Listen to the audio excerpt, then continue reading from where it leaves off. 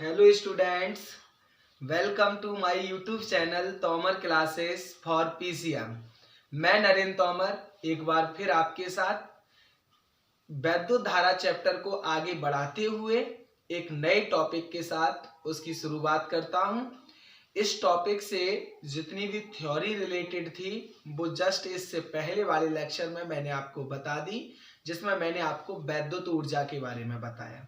वैद्युत ऊर्जा के बाद में उसके सूत्रों का निगमन कैसे किया जाता है। एक्चुअल में वैद्युत ऊर्जा जो होती है उसके सूत्रों के लिए उसके बहुत सूत्र होते हैं, तो उन सूत्रों के लिए निगमन करेंगे। जो विभिन्न सूत्र होते हैं उनका हम निगमन करेंगे कि वो हम कैसे प्राप्त करते हैं और वो सूत्र किस किस के रूप में हो सकते हैं। तो देर किस बात की, मेरे वीडियो को शुरू करने से पहले आप एक बार मेरे चैनल को सब्सक्राइब कर दीजिएगा, और यदि आपको मेरा पढ़ाया हुआ प्रत्येक टॉपिक अच्छे से समझ में आता है तो देर मत करिएगा, बेल आइकन को भी दबा दीजिएगा और लाइक भी कर दीजिएगा। तो शुरुआत करते हैं। इस टॉपिक में हम शुरुआत करेंगे वैद्युत ऊर्जा के सूत्रों का निगमन। जनरली इससे पहले वाले लेक्चर में हमने आपको बताया था कि वैद्युत ऊर्जा होती क्या है। मैंने बताया था कि जैसे कोई चालक है आपके पास में जिसमें मुक्त इलेक्ट्रॉन्स बहुत सारे हैं।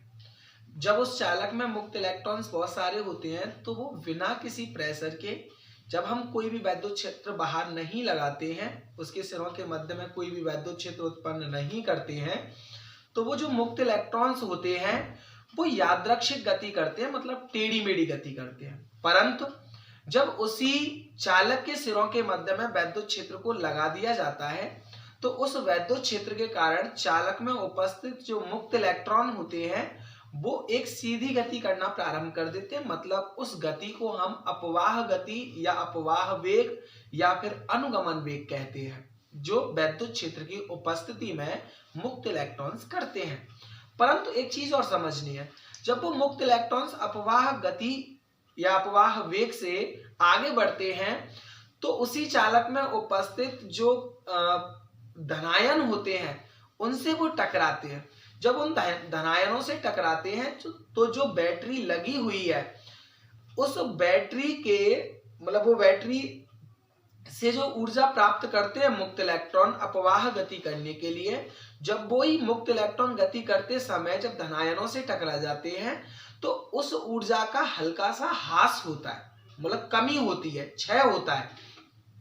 उस क्षय को पूरा करने के लिए और आगे रेगुलर बढ़ने के लिए मुक्त इलेक्ट्रॉन्स और भी बैटरी से ऊर्जा लेते रहते हैं, धीरे धीरे धनायनों से भी टकराते हैं और ऊर्जा का फिर क्षय होता है, फिर और ऊर्जा लेते हैं। तो जो बैटरी से ऊर्जा ली जाती है इसी को हम वैद्युत ऊर्जा कहते हैं। यहां तक वैद्युत ऊर्जा का टॉपिक आपके लिए बिल्कुल मक्खन सा हो गया। अब आगे बात करते हैं वैद्युत ऊर्जा के सूत्रों का निगमन। तो जब वैद्युत ऊर्जा के हमें सूत्रों का निगमन करना है तो आप मान सकते हैं, माना के चालक में भाई जब मुक्त इलेक्ट्रॉन चलेंगे तो आवेश चलेगा, जब आवेश चलेगा तो वैद्युत धारा बनेगी। तो आप मान सकते हैं, माना कि चालक में t सेकंड में q या t सेकंड तक q आवेश प्रवाहित होता है। मतलब माना कि चालक में t सेकंड तक q आवेश प्रवाहित होता है, जिसके कारण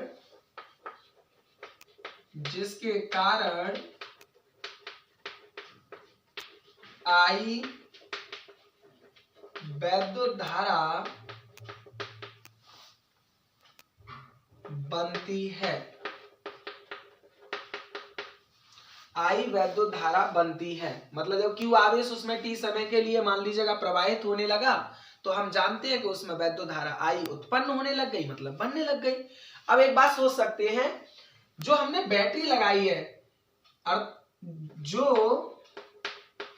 चालक के सिरों के मध्य बैटरी जुड़ी है,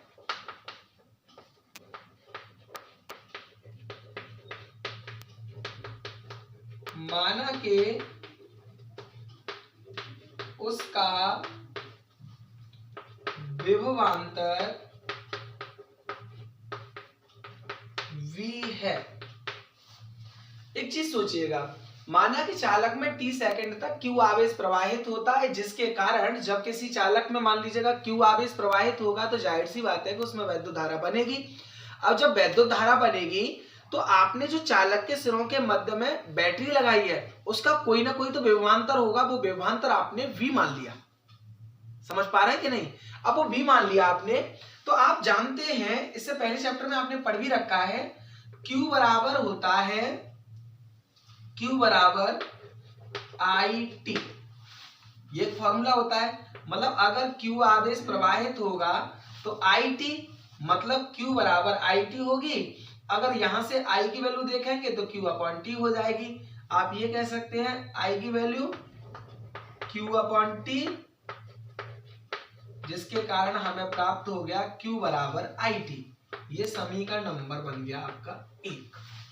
मतलब जब किसी चालक में t सेकंड में Q आवेश प्रवाहित होता है तो उससे बनने वाली जो वैद्युत धारा I है, तो I बराबर Q अपॉन T, जहां से अगर हम Q की वैल्यू निकालेंगे तो Q बराबर हो जाएगा IT। आई होप आपको यहां तक पूरी तरह से समझ में आ चुका होगा। इस टॉपिक को नेक्स्ट आगे बढ़ाते हुए हम चल रहे हैं, तो प्लीज सब्सक्राइब का भैया ध्यान रखना। आगे बात करते हैं। तो देखिएगा, अब उसका विभवांतर B है। अब यहां तक हम पहुंच गए कि Q बराबर हो गया IT। अब माना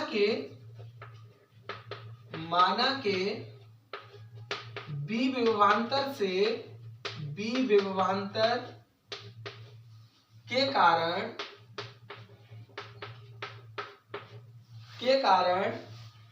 Q आवेश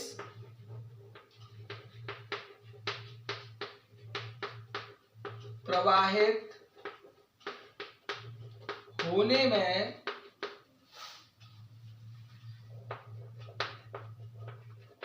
वैद्युत ऊर्जा,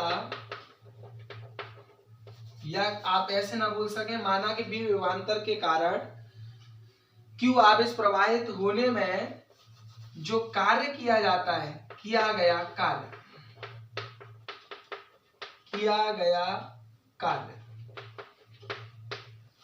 माना कि B विभवांतर के कारण या B विभवांतर पर, ऐसे भी बोल सकते हैं, के कारण या पर, मतलब उस पर Q आवेश के कारण या उस पर, मतलब पर लिखोगे तो ज्यादा अच्छा रहेगा। माना कि B विभवांतर पर Q आवेश प्रवाहित होने में किया गया कार्य क्या हो जाएगा, W बराबर QV। क्योंकि जब हम किसी भी विभवांतर पर किसी भी आवेश को गति करा रहे हैं या प्रवाहित कर रहे हैं तो उसमें कोई ना कोई तो कार्य करना पड़ेगा। तो वो बैटरी जो कार्य करती है वो W बराबर हो जाएगा QV, मतलब आवेश गुणा जो वोल्टेज है, वो जितने वोल्टेज पर हमें उसे त्वरित करना है, मतलब चलाना है, तो आप ये कह सकते हैं W बराबर हो जाएगा QV। ये बन गया समीकरण नंबर दूसरा। अब आप कह सकते हैं समीकरण 1 व 2 से एक बात सोचो, Q की वैल्यू IT और यहाँ पर Q भी उपस्थित है, तो समीकरण 1 से Q की वैल्यू IT यहाँ पर रख दें तो W बराबर हो जाएगा, Q की जगह पे IT और V पहले से है ही है, तो W बराबर हो जाएगा BIT। तो आपके पास में पहला फॉर्मूला प्राप्त हो गया, W बराबर VIT। यहां तक तो क्लियर हो गया आई हो। अब W बराबर BIT हो गया। हम जानते हैं, क्या जानते हैं, हम जानते हैं ओम के नियम से, ओम के नियम से B बराबर क्या होता है, IR। ओम का नियम यही कहता है। अगर हम इस समीकरण को मान लीजिएगा तीसरा समीकरण देते तो v की वैल्यू तीसरे समीकरण में रखेंगे, v का मान समीकरण 3 में रखने पर, जब 3 में समीकरण रखेंगे, 3 समीकरण में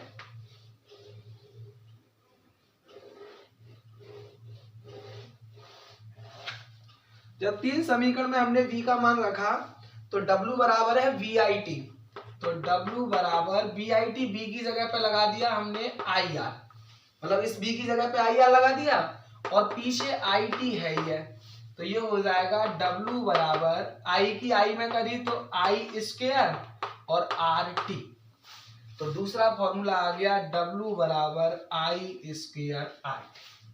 यहां तक समझ में आ गया। एक W का फॉर्मूला आ गया VIT और एक W का फॉर्मूला आ गया I स्क्वायर RT, और एक W का फॉर्मूला है QB और एक W का फॉर्मूला आगे निकल आएगा।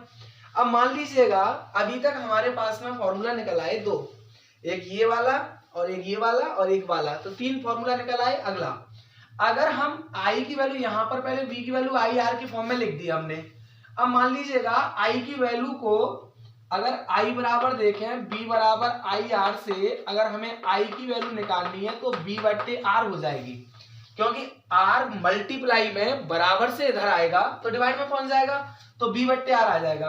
तो B बट्टे R का मान समीकरण में रखने पर,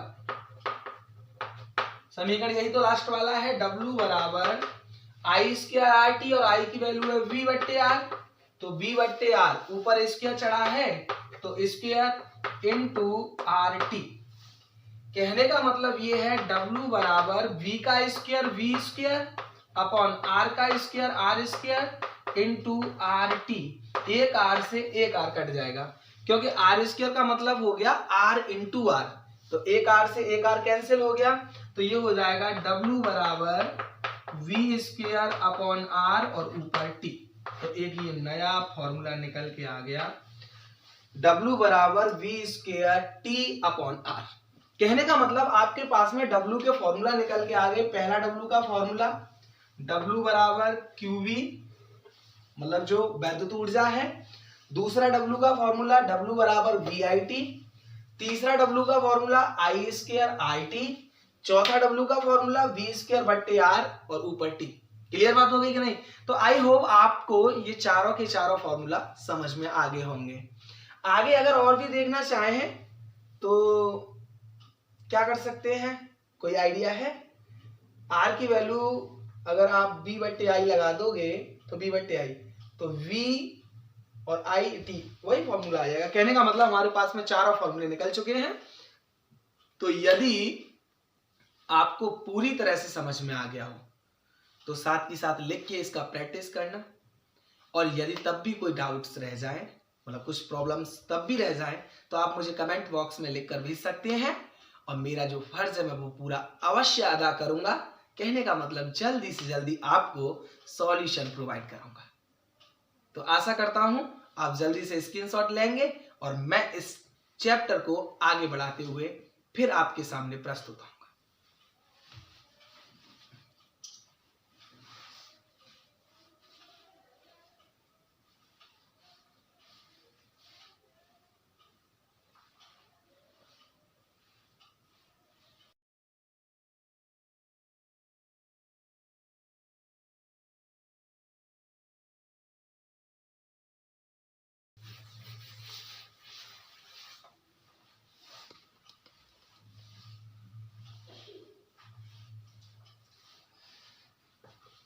तो शुरुआत करें। देखिएगा, अगर हम इस पूरे टॉपिक को देख पा रहे हैं तो हमारे पास में वैद्युत ऊर्जा के 4 फॉर्मूला हमें प्राप्त हो पाए हैं। इससे जस्ट पहले वाले टॉपिक में पहला फॉर्मूला था W बराबर QV, दूसरा फॉर्मूला था W बराबर VIT, तीसरा फॉर्मूला था W बराबर I स्क्वायर RT और चौथा फॉर्मूला था W बराबर V square T upon R। कहने का मतलब हम 4 फॉर्मूला प्राप्त कर चुके हैं। अच्छा, एक बात सोचे, वैद्युत ऊर्जा का मात्रक जूल होता है, परंतु अगर ऊष्मा की बात की जाए, ऊष्मा मतलब हीट की, तो हीट उसका मात्रक कैलोरी होता है। कहने का मतलब कैलोरी और हीट में भी एक रिलेशनशिप होता है। कैलोरी और हीट में क्या रिलेशनशिप होता है, ध्यान आ रहा है? कुछ नहीं मालूम? याद रखना, कैलोरी और अगर हीट की बात करी जाए तो यदि हम जूल में 4.2 का डिवाइड दे दें तो वो हमेशा कैलोरी में कन्वर्ट हो जाता है। एक बात समझना, यदि हमारे पास में कोई जूल में क्वांटिटी दे रखी है और उसमें यदि हम 4.2 का डिवाइड कर दें तो कहने का मतलब वो हमेशा जूल वाला जो क्वांटिटी है वो कैलोरी में परिवर्तित हो जाती है। कहने का मतलब ये है कि हमेशा एक कैलोरी बराबर होता है, एक कैलोरी बराबर 4.2 जूल। ये वैल्यू दोनों में संबंध होता है। अगर मान लीजिएगा ये संबंध है, कैलोरी जो यूनिट होती है वो हमारी ऊष्मा की होती है और जूल जो यूनिट होती है वो वैद्युत ऊर्जा की होती है। कहने का मतलब वैद्युत ऊर्जा में यदि 4.2 का डिवाइड दे दिया जाए तो ऊष्मा प्राप्त हो जाएगी, क्योंकि जब जूल में 4.2 का डिवाइड देते हैं तो कैलोरी प्राप्त हो जाती है। इसका मतलब जूल किसकी यूनिट है, वैद्युत ऊर्जा की। तो वैद्युत ऊर्जा में यदि 4.2 का डिवाइड दे देंगे तो हमें क्या प्राप्त हो जाएगा, तो आपका आंसर होगा ऊष्मा। तो आप ये कह सकते हैं, इसी प्रकार ऊष्मा के सूत्रों का निगमन, ऊष्मा के सूत्रों के निगमन की बात करी जाए तो ऊष्मा के सूत्रों का निगमन यदि करेंगे तो हम जानते हैं क्या जानते हैं, एक कैलोरी बराबर 4.2 जूल, और यहां से यदि 1 जूल की वैल्यू निकालें तो 1 जूल बराबर आ जाएगा 1/4.2 कैलोरी। कहने का मतलब अगर जूल, 1 जूल में 1/4.2 कैलोरी होती है। कहने का मतलब अगर हमें यहां पर W बराबर QV मतलब इतने जूल दे रखे हैं, इसीलिए आप ये कह सकते हैं कि जो H है वो W में 4.2 का डिवाइड देने के बाद में प्राप्त हो जाएगा और वो आंसर होगा कैलोरी। यहां तक आई होप आपको समझ में आ चुका होगा। आपको बस ज्यादा अपना दिमाग को इधर उधर नहीं घुमाना है, आपको बस इतना सा समझ लेना है कि यदि हमारे पास में कोई वैद्युत ऊर्जा दे रखी है तो वो जूल में होगी और हमको उसमें से ऊष्मा प्राप्त करनी है तो 4.2 का हमें डिवाइड देना है, परंतु जो आंसर आएगा वो हमारा कैलोरी में होगा। आई होप आपको बहुत अच्छे से समझ में आ गया। कहने का मतलब अगर W के फॉर्मूला देखें तो W के कौन कौन से फॉर्मूला हैं, इसीलिए देखो यही W है तो आप ये कह सकते हैं, इसीलिए H बराबर आपने लिख दिया W/4.2, परंतु W क्या क्या होता है, W होता है QB, तो आप लिख सकते हैं QB और इसमें आपको डिवाइड देना पड़ेगा 4.2 का। अच्छा, ये आंसर किस में होगा, कैलोरी में। तो कहने का मतलब पहला आंसर आ गया H बराबर QB/4.2। दूसरी बात करें तो ये वाला, तो देखो अगर आपके पास में ये वाला कंप्लीट हो गया तो आप इसको रफ कर सकते हैं, तो ये आपका कंप्लीट हो गया। अच्छा, अब दूसरे वाले की बात करें तो दूसरा वाला क्या है, W बराबर BIT, इसका मतलब H बराबर हो जाएगा BIT/4.2 कैलोरी। कहने का मतलब ये भी हमारा किस में बदल गया, हीट में। H बराबर BIT/4.2 कैलोरी। अच्छा, इसकी बात करें, ये भी W है तो यहां से H बराबर कितना फॉर्मूला आ जाएगा, I²RT/4.2, तो ये भी कंप्लीट हो गया आपके पास में तीसरा फॉर्मूला। अच्छा, ये रह गए भाई साहब, तो इसको भी कंप्लीट कर लीजिएगा। तो H बराबर और क्या हो सकता है, V²T/4.2R, क्योंकि नीचे तो डिवाइड देना 4.2 का और उसमें पहले से ऑलरेडी R है, तो H का एक और फॉर्मूला निकल आएगा V²T/4.2R। आई होप आपको ये टॉपिक बहुत अच्छे से समझ में आया है। तो आशा करता हूं कि आगे भी आपको ज्यादा समझ में आएगा। तो एक स्क्रीनशॉट लीजिएगा, अपने नेक्स्ट टॉपिक पर चलते हैं।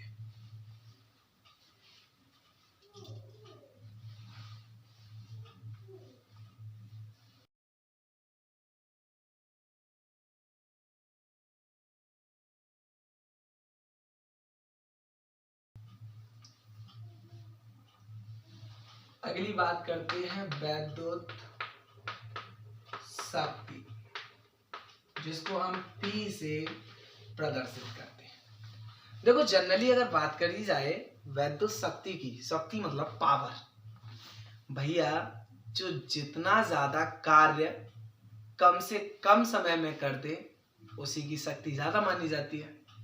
कहने का मतलब यदि कोई इंसान एक कार्य को करने में, मतलब सेम कार्य है, एक इंसान एक कार्य को करने में 2 साल ले रहा है, दूसरा इंसान उसी कार्य को करने में मान लीजिएगा 2 दिन ले रहा है, तो आप ये समझ सकते हैं जो 2 दिन में कंप्लीट कर रहा है इसका मतलब उसके अंदर शक्ति ज्यादा है, तभी तो वो जल्दी कर रहा है। तो आप ये कह सकते हैं कार्य करने की जो क्षमता है उसी को हम क्या कह सकते हैं, शक्ति कह सकते हैं। मतलब कार्य करने की दर ही शक्ति कहलाती है। मतलब कार्य में समय का डिवाइड दीजिएगा तो आपके पास में पावर मतलब शक्ति निकल के आ जाएगी। बड़ा सिंपल सा टॉपिक है। मतलब अगर कोई इंसान कितना कार्य कर रहा है और कितने समय में कर रहा है, उन दोनों का रेशियो ही शक्ति कहलाता है। मतलब अगर इंसान कम समय में कार्य कर रहा है तो इसका मतलब उसकी शक्ति ज्यादा है, अगर कोई इंसान ज्यादा समय कार्य करने में ले रहा है तो इसका मतलब उसकी शक्ति कम है। हम तो यह कमजोर ठहरे। समझ पा रहे हैं कि नहीं? तो आगे बात करते हैं। अगर यहां से बात करें तो आप ये कह सकते हैं कार्य करने की दर शक्ति कहलाती है, शक्ति कहलाती है।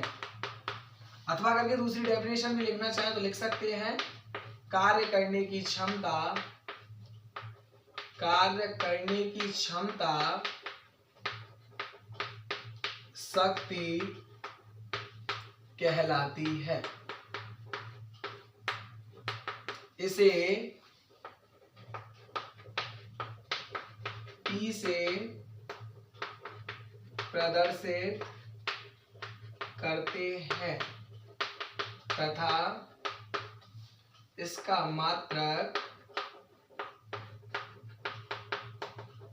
मात्रक जूल अपॉन सेकेंड या वॉट होता है। कहने का मतलब जो कार्य करने की दर है उसी को हम शक्ति कहते हैं। मतलब कार्य करने की क्षमता ही हमारी शक्ति कहलाती है। कोई इंसान कितना कार्य कितने समय में कर रहा है वही उसकी शक्ति कहलाएगी। और शक्ति को हमेशा P से प्रदर्शित करते हैं और इसका मात्रक जूल अपॉन सेकेंड या फिर वॉट होता है। क्या होता है? वॉट। क्लियर बात हो गई कि नहीं? अब एक बात सोचिएगा, अगर यहां से हम बात करें तो आप ये कह सकते हैं कि जो वैद्युत शक्ति है, वैद्युत शक्ति वो बराबर होती है कार्य अपॉन समय या फिर वैद्युत ऊर्जा अपॉन समय, ऐसे भी बोल सकते हैं कार्य अपॉन समय या वैद्युत ऊर्जा अपॉन समय। ये बात क्लियर? अब देखो वैद्युत शक्ति को हम P से डिनोट करते हैं, ऊर्जा को W से और समय को T से, तो P बराबर हो जाएगा W अपॉन T। अच्छा P का मात्रक देखा जाए तो P का मात्रक हो जाएगा W का मात्रक अपॉन T का मात्रक। W का मात्रक क्या होता है? जूल, और T का मात्रक क्या होता है? सेकेंड। तो मात्रक हो गया जूल अपॉन सेकेंड, और जूल अपॉन सेकेंड को ही हम कहते हैं वॉट। कहने का मतलब वॉट। यहां तक आपको बिल्कुल क्लियर हो गया होगा टॉपिक कि जूल अपॉन सेकेंड को ही हम वॉट कहते हैं।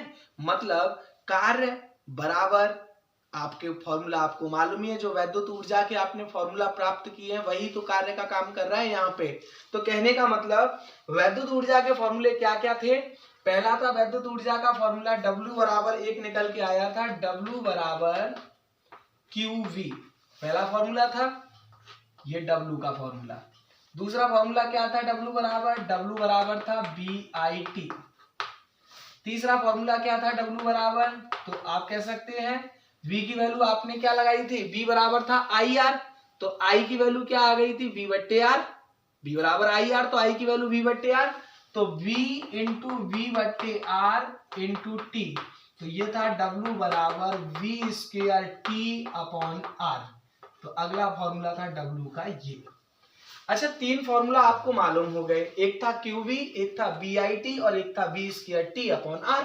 अच्छा, ये V और I की फॉर्म में, ये V और R की फॉर्म में, बस रह गया V और R की फॉर्म में। तो V की वैल्यू लगा सकते हैं IR, V की वैल्यू IR लगा सकते हैं, तो V की वैल्यू आ जाएगी यहाँ पे V बट्टे मतलब V की वैल्यू IR आ गई, तो IR को हम यहाँ पे पुट करें, V की जगह पे अगर IR को पुट करें तो ये हो जाएगा W बराबर I square into R square, क्योंकि B की जगह पे IR है और V का स्क्वायर है तो I का स्क्वायर इंटू R का स्क्वायर इंटू T बट्टे R। एक R से एक R कैंसिल, तो W बराबर हो जाएगा I स्क्वायर RT। कहने का मतलब चार फॉर्मूला थे आपके पास में, W बराबर QV, W बराबर BIT, W बराबर V square T upon R और W बराबर I square RT। I hope आपको पूरी तरह से समझ में आ गया। अब एक बात सोचिएगा, W बट्टे T ही तो P होता है। कहने का मतलब चूंकि P बराबर क्या होता है, तो आप कहेंगे W अपॉन T। अच्छा, W के फॉर्मूला क्या क्या होते हैं या करके, तो W का फॉर्मूला पहला होता है QV, तो QV अपॉन T, तो पहला फॉर्मूला आ गया ये P का। या फिर P का दूसरा फॉर्मूला क्या आ जाएगा, दूसरा फॉर्मूला है B square T upon R, और नीचे एक का T है, ये वाली T से T कट गया तो ये हो जाएगा B स्क्वायर अपॉन R, तो ये भी P का दूसरा फॉर्मूला। P के कितने फॉर्मूला आ गए, QV अपॉन T और दूसरा हो गया B स्क्वायर अपॉन R। अच्छा, तीसरे फॉर्मूले पे चलते हैं, तो तीसरा फॉर्मूला P का क्या हो सकता है, W का फॉर्मूला क्या है I स्क्वायर RT और अपॉन में T है ही है, तो T से T कट गया तो फॉर्मूला आ गया I स्क्वायर R। कहने का मतलब एक फॉर्मूला, दो फॉर्मूला, तीन फॉर्मूला और चौथा फॉर्मूला ये है, ये W और एक ये फॉर्मूला, 1 2 3 और 1 4। आपको यहां से मतलब आप इस फॉर्मूला से भी निकाल सकते हैं, आप इस फॉर्मूला से भी निकाल सकते हैं, आप इससे भी निकाल सकते हैं, आप इससे भी निकाल सकते हैं, एज यू वांट भैया, किसी से भी निकाल लीजिएगा।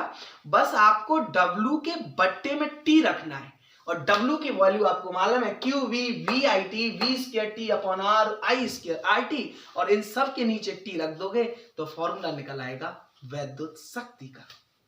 आई होप आपको पूरी तरह से समझ में आ चुका होगा।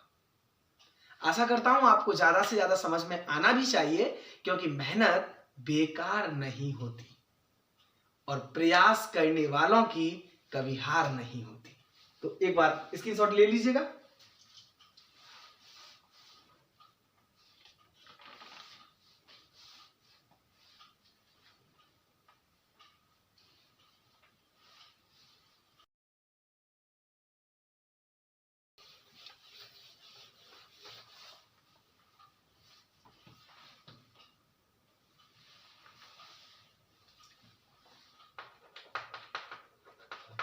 वैद्युत शक्ति के बड़े मात्रक, कहने का मतलब ऐसा माना जाता है कि जो वैद्युत शक्ति है उसका मात्रक, हमने एक मात्रक निकाला था joule upon second. Joule upon second को हम वॉट भी कहते हैं, परंतु जनरल लाइफ में अगर देखा जाए तो वॉट एक बहुत छोटा मात्रक होता है। मतलब आप ये कह सकते हैं कि जो वॉट है वो बहुत बहुत छोटा मात्रक है कंपैरिजन टू जो लिखवाने वाले हैं बड़े मात्रक उनकी तुलना में। मेरी बात समझ में आ गई? मतलब भले ही वॉट जो है वो वैद्युत शक्ति का ही मात्रक होता है, जूल अपॉन सेकंड वैद्युत शक्ति का ही मात्रक होता है, परंतु ये मात्रक बहुत छोटे मात्रक होते हैं। इसीलिए बड़े मात्रकों के बारे में अगर जानकारी लेना चाहें तो आप कह सकते हैं जैसे एक अश्व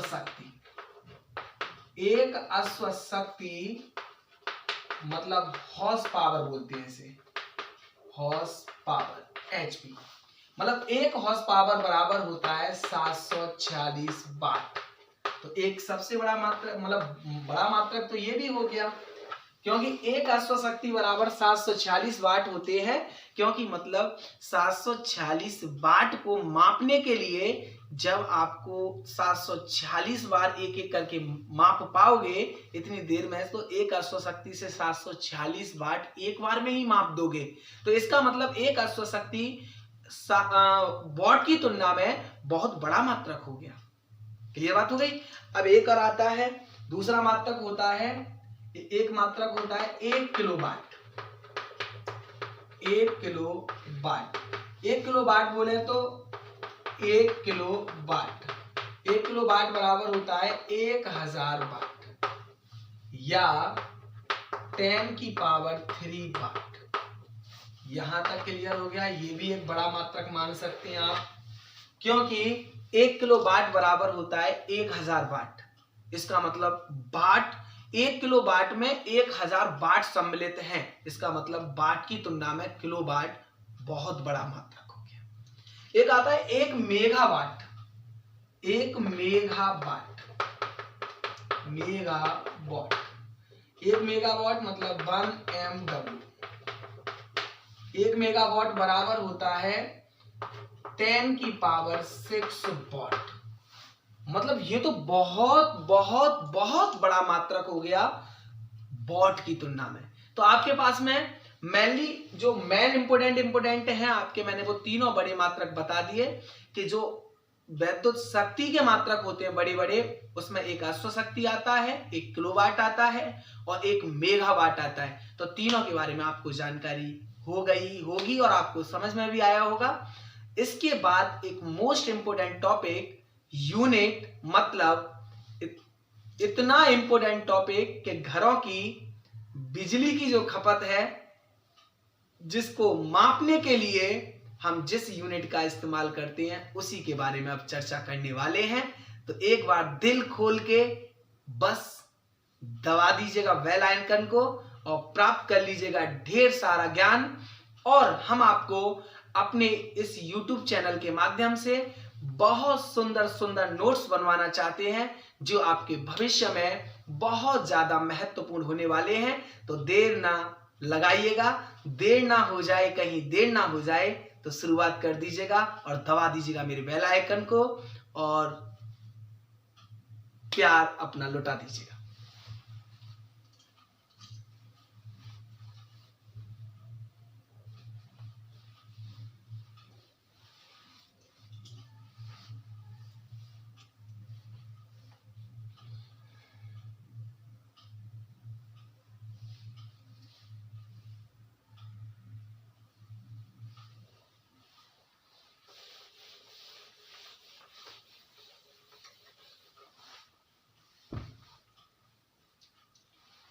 यूनिट,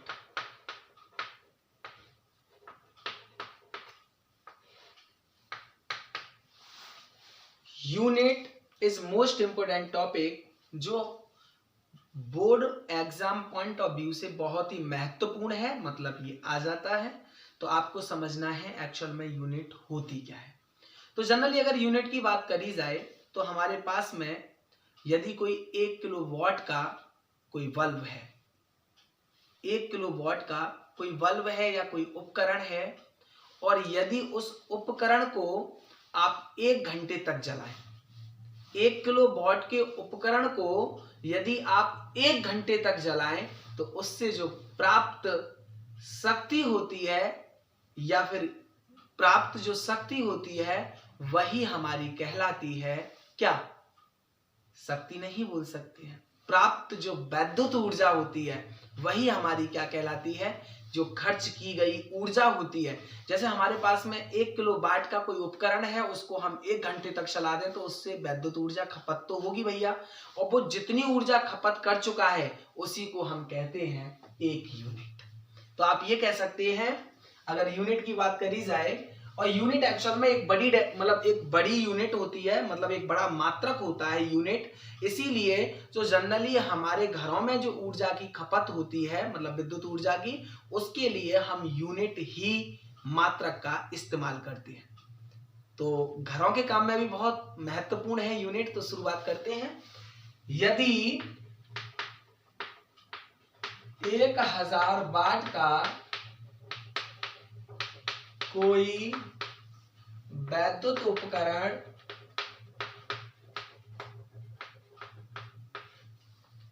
1 घंटे तक इस्तेमाल किया जाता है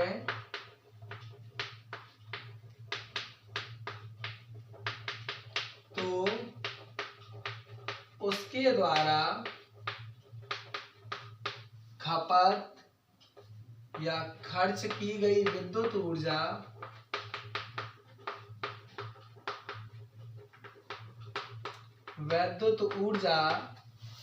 एक यूनिट कहलाती है।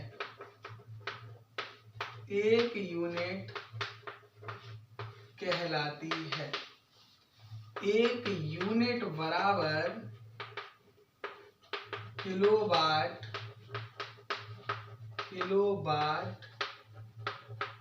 घंटा। अच्छा, 1 यूनिट बराबर किलोवाट घंटा होता है। अगर हम इसको वाट में बदलना चाहें तो आप ये कह सकते हैं वाट इंटू घंटा अपॉन 1000।